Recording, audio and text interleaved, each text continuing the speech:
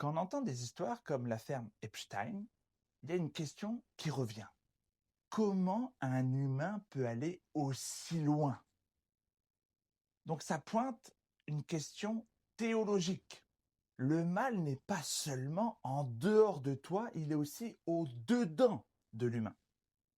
Et quand quelqu'un a du pouvoir, ce mal peut toucher beaucoup plus de monde, et même des institutions. Et là-dessus, les protestants, on a une explication que je considère solide, c'est la dépravation totale.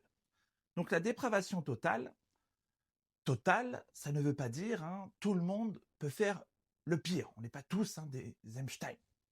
Mais ça veut dire le péché touche toute la personne, notre pensée, notre volonté, nos désirs et nos motivations.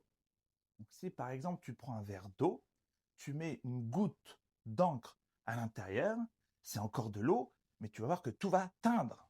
Ce ne sera plus la couleur de l'eau. Donc c'est ça l'idée. On est avec une nature pécheresse. Mon cœur, ton cœur sont naturellement corrompus. On est esclave du péché. On aime le péché. Et certains vont beaucoup plus loin par endurcissement. Donc à force d'aimer leur péché et de le nourrir, de le justifier, ils s'y enchaînent davantage. Car oui, les péchés n'ont pas tous la même gravité, mais la racine est la même, avec des arbres plus ou moins grands. Donc le vrai danger, ce n'est pas seulement des gens méchants qu'on pointe du doigt. Il est bon, il est juste de dénoncer des scandales qui touchent la tête de l'Occident. D'ailleurs, ces actions à un pied nous conduisent dans un jugement de Dieu sur nos terres. Mais le danger le plus proche de toi, c'est le cœur humain sans la grâce.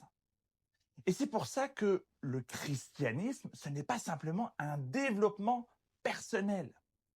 Il faut une grâce qui change le cœur.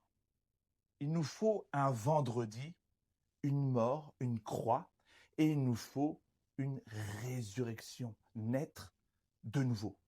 C'est exactement ce que Christ est venu faire en s'incarnant.